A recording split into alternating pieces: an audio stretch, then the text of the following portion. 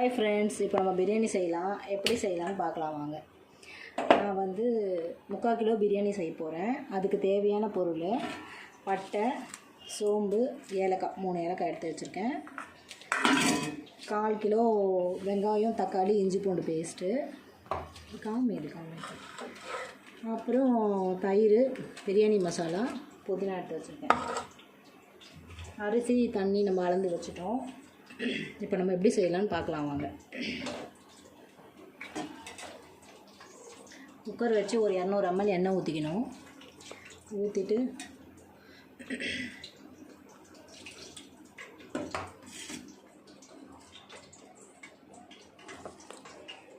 பட்டை, சோம்பு, ஏலக்காய் இதை ஃபஸ்ட்டு போட்டுக்கலாம். இதுவும் நீ சொல்லு. பச்சை மிளகா அதான் ஒன்றும் இல்லை, கேட்காதுக்கு நான் பாட்டு போட்டுருவேன். எண்ணெய் நல்லா இதுவாகட்டும், அது பொரியட்டும். பொரிஞ்சதுக்கப்புறம் வெங்காயம், பச்சை மிளகா போட்டுக்கலாம்.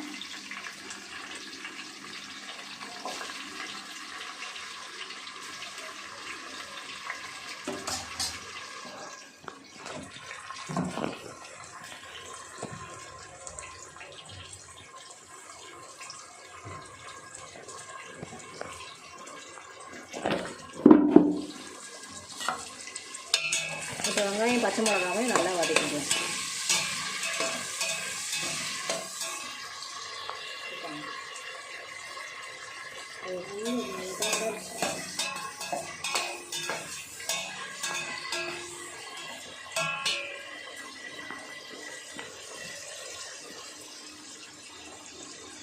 லேட் ஆகுது, ரொம்ப நேரம் ஆகுது. இப்போ வெங்காயம், பச்சை மிளகா கொஞ்ச நேரம் வதங்கட்டும். நம்ம அதை மூடி வச்சோன்னா கொஞ்சம் சீக்கிரம் வதங்கிடும்.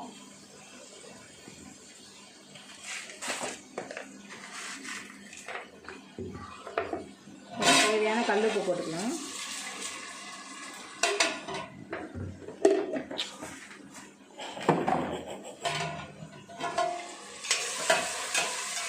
கலக்கி வச்சுக்கணும். கலக்கி போட்டுக்கலாம்.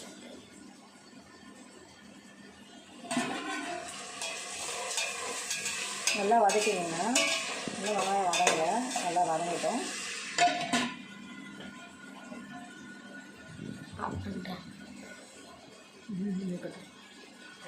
ரொம்ப நேரம் இருக்கக்கூடாதுமா.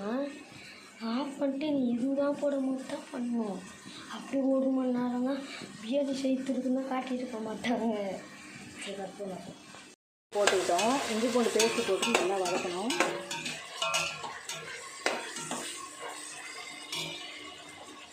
அதுக்கப்புறம் நம்ம புதினா போட்டுக்கலாம்.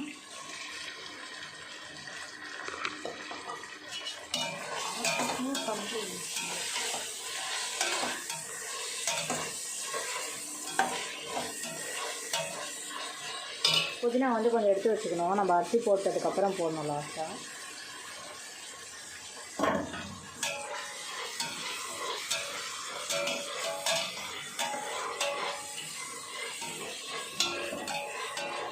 இப்போ நம்ம தக்காளி போட்டுக்கலாம் ஃப்ரெண்ட்ஸ். 1/4 கிலோ தக்காளி. நம்ம வந்து 3/4 கிலோ செய்கிறோம்.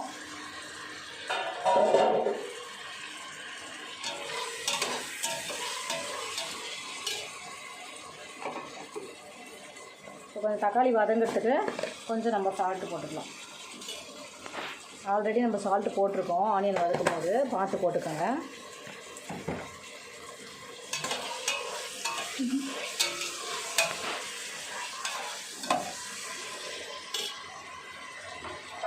நம்ம கொஞ்சம் தட்டு மூடி வைக்கலாம், டக்குன்னு வதங்கும். அதுக்காக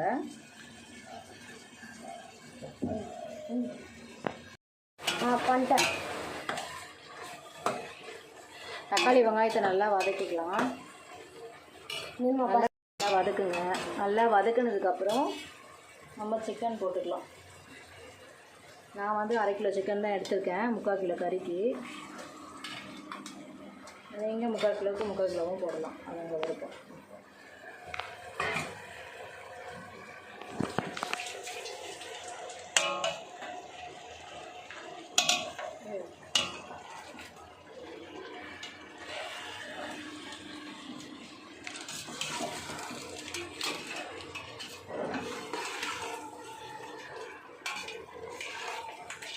நல்லா வதக்கி விட்டுக்கலாம் கறியை.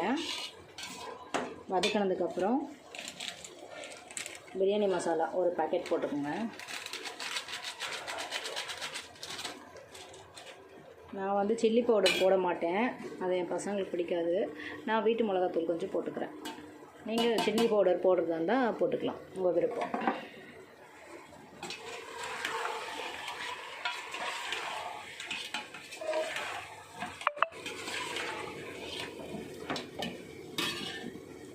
இப்போ தயிர் ஊற்றிக்கலாம் ஃப்ரெண்ட்ஸ். ஒரு 2 ஸ்பூன் தயிர் ஊற்றிக்கலாம். எனக்கு அளவு தெரியும், அதனால் 2 ஸ்பூன் அளவுக்கு நான் அப்படியே வச்சுருக்கேன்.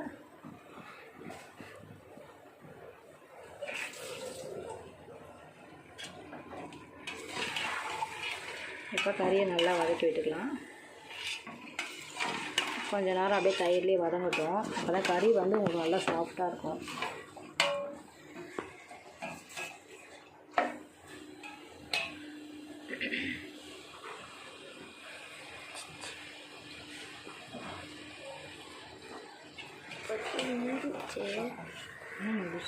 அதெல்லாம் நான் பண்ணி முடிச்சுட்டேன். அரிசி அது அப்புறம் அரிசி போட்டு காமிக்கணும்ல. அரிசி போட்டோம்.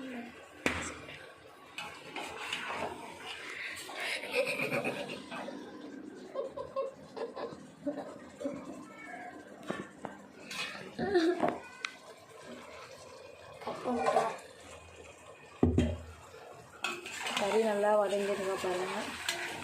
கறி நல்லா வதங்கணும் கொஞ்ச நேரம். நம்ம கொஞ்சம் மூடி வைக்கலாம்.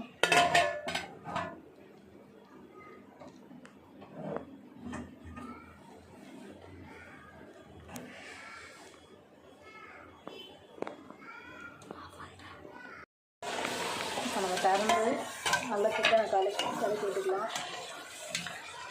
சிக்கன் ஓரளவுக்கு நல்லா ஃப்ரை ஆகிடுச்சாலும் நம்ம அரிசி போட்டுக்கலாம். நான் வந்து 3/4 கிலோ அரிசி போட்டிருக்கேன்.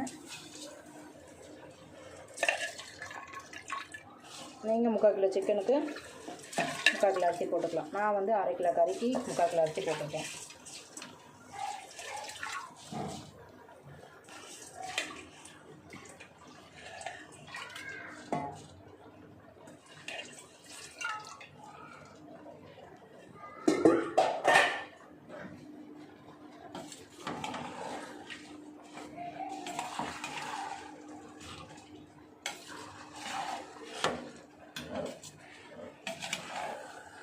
இப்போ நம்ம தண்ணி ஊற்றிக்கலாம்.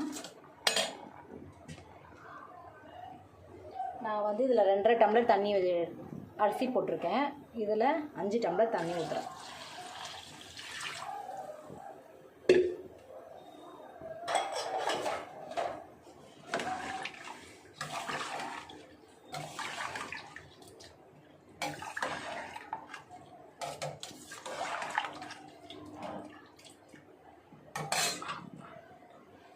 இப்போ கொஞ்சம் புதினாவை போட்டுப்போம்.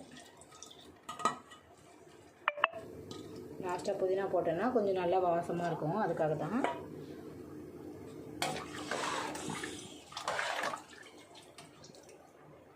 இப்போ நம்ம உப்பு கரெக்டாக இருக்கான்னு பார்த்துக்கலாம். உப்பு கொஞ்சம் கம்மியாக இருக்குது.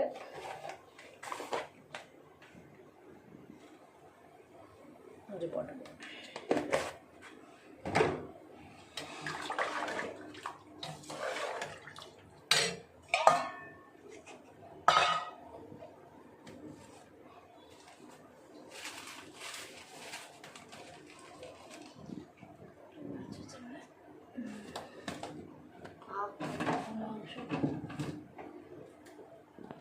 விசில் போட்டுக்கலாம்.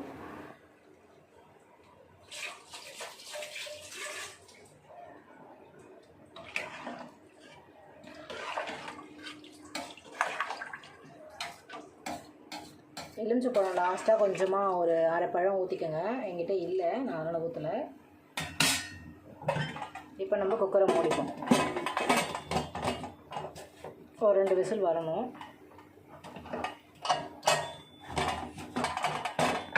ஃப்ரெண்ட்ஸ், இப்போ 2 விசில் வந்துடுச்சு. இப்போ நம்ம குக்கரை திறக்கலாம்.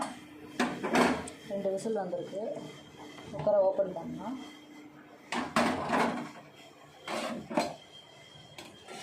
நீங்களும் இந்த மாதிரி செஞ்சு சாப்பிட்டு எப்படி இருந்தது கமெண்ட் பண்ணுங்கள். எங்கள் சேனலுக்கு சப்ஸ்கிரைப் பண்ணுங்கள். Bye friends.